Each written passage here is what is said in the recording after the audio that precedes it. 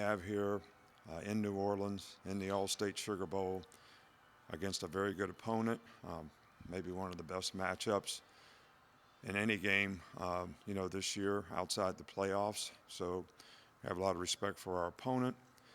We have a tremendous amount of respect for the Sugar Bowl, the city of New Orleans, the hospitality that we've always received when we've been here, and all the folks at the Sugar Bowl who work so hard to make this event one of the most special bowl games that anybody could be involved in. So we're excited about the opportunity.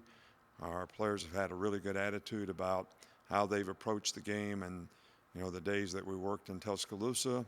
So hopefully we can get back to that later today and get ready to play a great football game. Coach, just want to ask about Bryce, obviously, and Will. We talked about it last week, but just what has the presence been? We haven't talked in a few days with them here over the holidays, then coming to New Orleans and being part of the team. Well, I think both guys have been tremendous leaders on our team. They're both captains on our team. I think they feel sort of a responsibility to being a part of the team and have a tremendous amount of respect for their teammates, which I think probably weighed into their decision, to play. I do think that both guys see the fact that you really create value for yourself when you play football.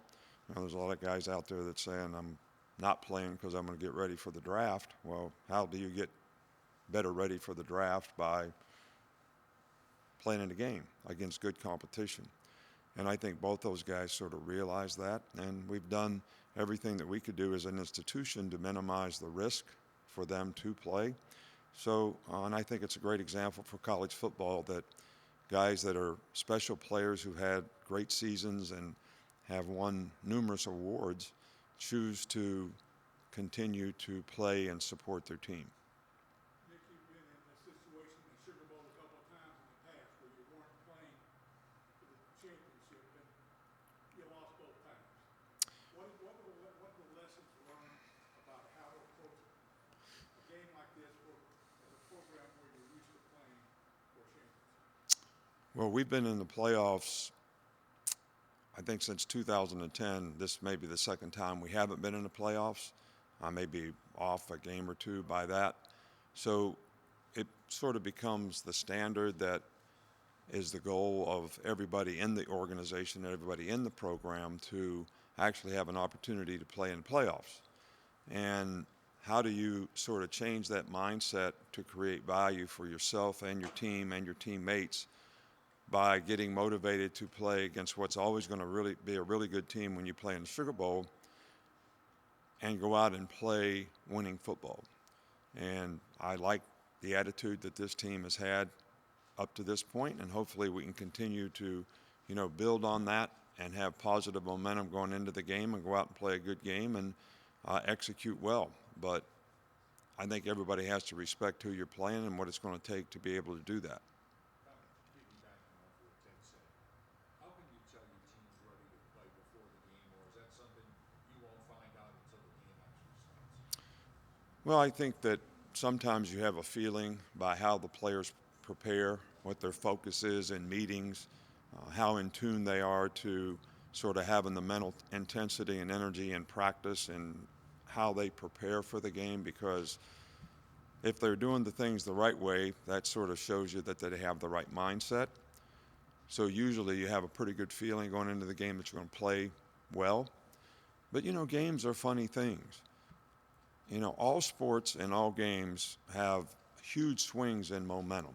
I watched a couple NFL games the last couple days, and I saw huge swings in momentum where one team would be dominating and then something happens, like the Dolphins game yesterday was a great example. They could have gone up 3 scores, they fumble and turn it over right before the half.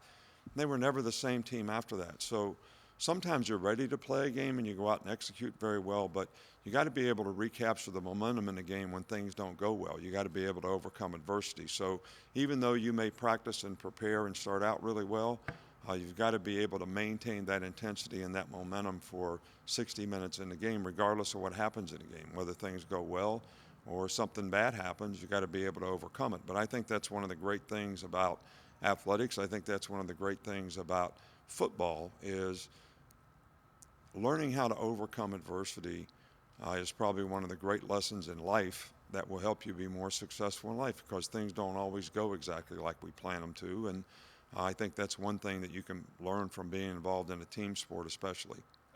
Coach, you were talking about the NFL games. It was a cool weekend during Christmas to watch NFL games. I don't know how was Christmas? Was Terry get you anything fun?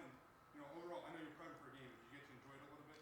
Yeah, we enjoy it. We enjoy our family. We enjoy being around our family. We've got a couple grandkids. Our entire family was there this year, which, we have a tremendous amount of gratitude for, and it was a lot of fun.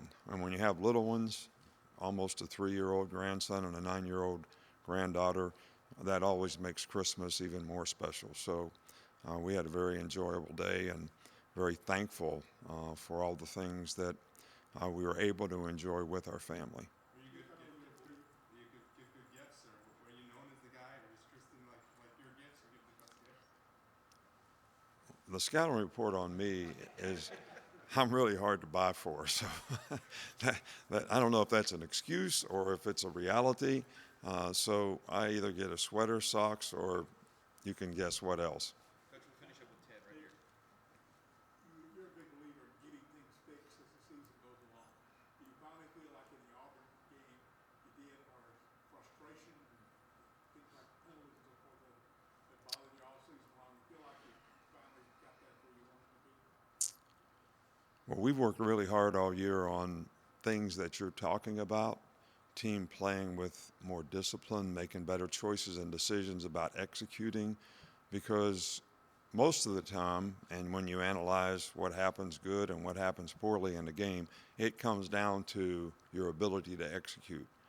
Fundamentals, blocking, tackling, not making poor choices and decisions and getting penalties at critical times in the game, whether it's, dropping the ball, missing a route, not playing the right coverage, missing a tackle, whatever it might be, it usually comes down to execution. So that's something that we've tried to continue to get our players to sort of have the proper respect for what you need to do to play winning football and how it creates value for yourself when you show that you can go out there and play with discipline and can execute, and you don't make the kind of mental errors that really cost your team. Because if you can do those things in a positive way, that creates value for you in your future as well. So we've worked hard on that. I thought our team finished the season on a really positive note in the way they played the last couple, 3 games.